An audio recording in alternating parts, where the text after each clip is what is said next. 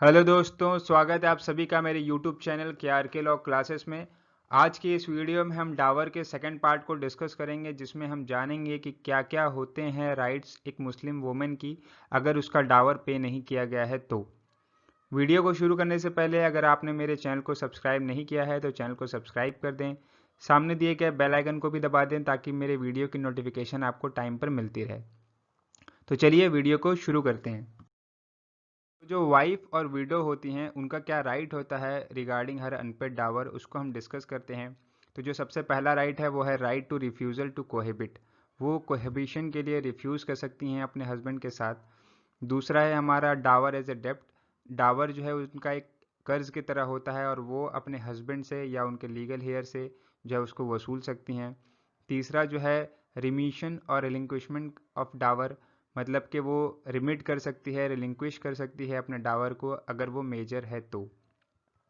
चौथा है कि right to retain her husband's property. अपने हस्बैंड की प्रॉपर्टी को जो है वो रिटेन कर सकती हैं तब तक जब तक उससे जो भी इनकम आ रही हो उस इनकम से उनका डावर सेटिस्फाई ना हो जाए। चलिए अब इन सारे जो टॉपिक्स हैं इनको हम डिटेल में आगे डिस्कस करते हैं और जानते हैं कि ये जो राइट्स हैं ये कब एक्सरसाइज होते हैं, किस सिचुएशन में एक्सरसाइज होते हैं, कितनी लिमिटेशन है, ये सारी बातों को हम आगे जानते हैं। तो सबसे पहला है हमारा रिफ्यूज़ल टू कोहिबिट। तो रिफ्यूज़ल टू जो कोहिबिट है वो सिर्फ और सिर्फ प्रॉम्प्ट डावर जो है उस पर जो है ये राइट मिलता है एक मुस्लिम वुमन को। और ये जो है दो सिचुएशन में एक्सरसाइज किया जा सकता है। पहला कि जब वाइफ मेजर हो या जब वाइफ माइनर और इनसेन हो। तो जब वाइफ जो है वो मेजर होगी और वहाँ पर जो है जो मैरिज है वो कंज्यूमेट नहीं हुई होगी तो वाइफ के पास राइट है कि वो रिफ्यूज़ करे टू कोहिबिट विथ हर हस्बैंड। आगे है कि अगर वाइफ माइनर है तो उसके जो गार्जियन होंगे उनके पास ये राइट होता है कि वो जो है अपनी बेटी को जो है हस्बैंड के घर नहीं भेजें जब तक जो है ये प्रॉम्प्ट डावर पे ना हो जाए। इसमें जो दो इम्पॉर्टेंट केस हैं वो हैं अब्दुल कादिर वर्सेस सालिमा का और दूसरा है राबिया खातून वर्सेस मुख्तार अहमद। अब्दुल कादिर वर्सेस सालिमा का जो केस है उसमें जो है जस्टिस महमूद साहब ने कहा था कि अगर कोई रेस्टिट्यूशन ऑफ कंजुगल राइट का सूट फाइल करता है हस्बैंड तो वहाँ पर वुमेन जो है अगर ये ग्राउंड देती है कि उसका प्रॉम्प्ट डावर नहीं पे किया गया है तो वहाँ पर जो है उसका रेस्टिट्यूशन ऑफ कंजुगल राइट का जो सूट है वो डिसमिस हो जाएगा। और राबिया खातून वर्सेस मुख्तार अहमद में कहा गया था कि अगर मैरिज कंज्यूमेट हो जाती है और उसके बाद जो है हस्बैंड जो है रेस्टिट्यूशन ऑफ कंजुगल राइट का सूट फाइल करता है तो वहाँ पर वो सूट डिसमिस नहीं होगा, लेकिन जो ऑर्डर पास करेगी कोर्ट वो विद कंडीशन पास करेगी कि जो प्रॉम्प्ट डावर है वाइफ का उसको पे किया जाए, तभी जो है वो रेस्टिट्यूशन ऑफ कंजुगल राइट का ऑर्डर जो है वो कंप्लाई होगा। मतलब कि वाइफ को कहा जाए कि आप जाइए, आप हस्बैंड के साथ रहिए और उसके साथ मैरिज को कंsummate करिए। जो नेक्स्ट राइट है हमारा वो है डावर एज अ डेप्ट। तो जो डावर है वो एक कर्ज की तरह होता है और जो हस्बैंड है उसको अपनी वाइफ को पे करना होता है। और अगर हस्बैंड की डेथ हो जाए तो जो उसके लीगल हेयर होते हैं वो उसको पे करते हैं। जो प्रीवी काउंसिल है उन्होंने इस केस में हमीरा बीबी वर्सेस जुबैदा बीबी में ये हेल्ड किया था कि the dower rank as a डेप्ट and the widow is entitled along with other creditors to have it satisfy on the death of her husband out of his estate। मतलब कि जो डावर है एक कर्ज होता है और जो वाइफ होती है वो उसी तरीके से इंटाइटल होती है जिस तरीके से जो अदर क्रेडिटर होते हैं, जो ऋणदाता अलग जो होते हैं, उनकी तरह जो है वाइफ भी इंटाइटल होती है कि उसका जो डावर है वो सेटिस्फाई हो। और अगर हस्बैंड की डेथ हो जाती है तो वो उसके स्टेट से जो है वो डावर सेटिस्फाई किया जाएगा। इसका जो इंपॉर्टेंट केस है वो है कपूर चंद वर्सेस कदरुन्निशा बेगम, जो है 1950 का केस। इसमें तीन चीज़ें बहुत इंपॉर्टेंट कही गई थी। पहला कहा था कि जो डावर होगा, जो उसका जो क्रेडिटर का जो यहाँ पे उसको एक मुकाम दिया गया है वो सेम क्रेडिटर की तरह होगा, ना कि उसको एक प्रायोरिटी दी जाएगी अदर क्रेडिटर के ऊपर कि नहीं पहले उसका कर्ज पे हो और बाद में बाकी क्रेडिटर का। इनको जो है बाकी क्रेडिटर के साथ साथ जो रखा जाएगा। दूसरा यह है कि priority over the claim of heir, जो क्लेम होंगे हेयर के, लीगल हेयर के, उनके ऊपर इसके इनके जो इनका जो डावर डेप्ट होगा उसको प्रायोरिटी दी जाएगी।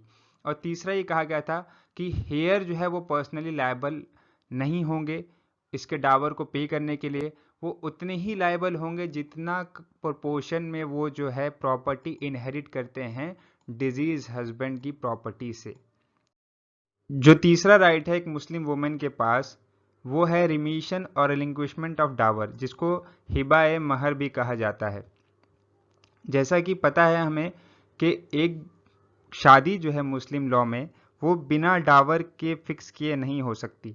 मतलब कि डावर फिक्स होगा या तो वो फिर प्रॉम्प्ट के फॉर्म में हो या डिफर्ड के फॉर्म में हो या फिर उसको बाद में फिक्स किया जाए कोर्ट ऑफ लॉ से, लेकिन फिक्स होना मतलब डावर का एक ज़रूरी है। लेकिन जब शादी होती है उसके बाद जो है वाइफ के पास ये पावर होता है कि वो उस डावर को रिमिट कर सके, या तो होली या तो पार्टली, या फिर उस डावर को रिलिंक्विश कर सके। इसकी कुछ कंडीशन है। वो कंडीशन ये है कि जो ये राइट एक्सरसाइज करेगी वो after attaining the age of majority होगी। यहाँ पर जो एज ऑफ मेजोरिटी है वहाँ पे मुस्लिम लॉ वाला जो पुबर्टी का 15 साल है वो अप्लाई होगा, इंडियन मेजोरिटी एक्ट का 18 साल अप्लाई नहीं होगा। दूसरा है कि the act must be voluntary, जो कोई भी उसके ऊपर फोर्स, कोएजन या किसी भी तरीके का अनड्यू इन्फ्लुएंस जो है उसके ऊपर नहीं होना चाहिए। तीसरा है कि एक रिसाइटल ऑफ फार्मूला के थ्रू होगा, कि मतलब सपोज मान लीजिए शादी के बाद वाइफ जो है अपने हस्बैंड के पास जाके कहेगी कि जो है डावर जो है अपना जो अमाउंट है मेरा हम उसको माफ़ करते हैं। आखिरी और जो सबसे इम्पॉर्टेंट राइट है एक मुस्लिम वुमन का, वो है right to retain her husband's property. ये जो राइट ऑफ रिटेंशन है ये दो कंडीशन में अप्लाई होता है। पहला कंडीशन जब वाइफ जो है को डिवोर्स दे दिया जाए हस्बैंड से, या वाइफ खुद से डिवोर्स ले ले, या दूसरा है कि जब वाइफ के हस्बैंड की डेथ हो जाए। तो ये जो है एक पोजेशनरी राइट होता है, कि मतलब कि वो उसके पास कोई अगर प्रॉपर्टी का पोजीशन ऑलरेडी है डिवोर्स के टाइम में या जब हस्बैंड की डेथ होती है उस वक्त, तो वो उसका पोजीशन रख सकती है। कब तक? जब तक कि उस प्रॉपर्टी से उसका डावर सेटिस्फाई ना हो जाए। ये जो राइट है कभी भी जो है during the continuance of marriage जो है एग्जिस्टेंस में नहीं आता। ये हमेशा दो ही कंडीशन पे राइज होता है जो हमने अभी डिस्कस किया। इसके बाद जो इसका इंपॉर्टेंट केस है वो है मैना बीबी वर्सेस चौधरी वकील अहमद। ये सबसे इंपॉर्टेंट केस है डावर का, इसको याद कर लीजिएगा। इसके फैक्ट मैं ब्रीफ में बता देता हूँ कि एक वुमेन होती है, उसके पास अपने हस्बैंड की डेथ के टाइम में एक प्रॉपर्टी जो है पोजीशन में होती है, लेकिन कुछ साल के बाद वो उस प्रॉपर्टी का ट्रांसफ़र कर देती है। तो जो लीगल हेयर होते हैं उसके हस्बैंड के, वो बाद में क्लेम करते हैं कि भाई इसके पास जो राइट है वो पोजेशनरी राइट है, पोजेशन का है सिर्फ, वो उसके पास कोई भी ट्रांसफरेबल राइट नहीं है। तो कोर्ट ने ये हेल्ड किया कि हाँ वो जो उसका जो उससे जो भी बेनिफिट आएगा, जो भी प्रॉफिट आएगा, जो भी पैसा आएगा, उसको अपने डावर को सेटिस्फाई करने के लिए यूज़ कर सकती है। बाद में जो है वो प्रॉपर्टी जो होगी वो उसके लीगल हेयर को जो ट्रांसफ़र होगी, उसके पास कोई भी ट्रांसफरेबल राइट नहीं होगा।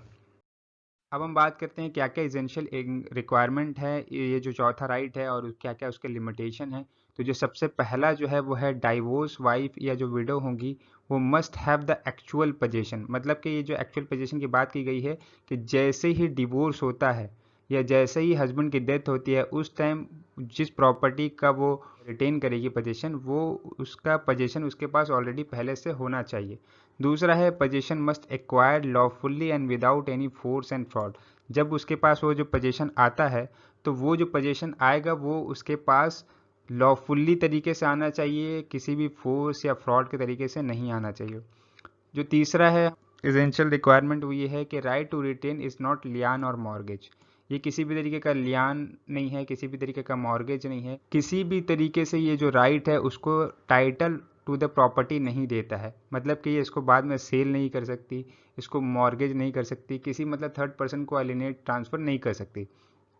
इसके बाद जो इसके के ऊपर एक लिमिटेशन है कि liable to account of all income and profit. उस प्रॉपर्टी से जितनी भी इनकम आएगी, जितना भी प्रॉफिट होगा, उसका एक अकाउंट मेंटेन करेगी वो।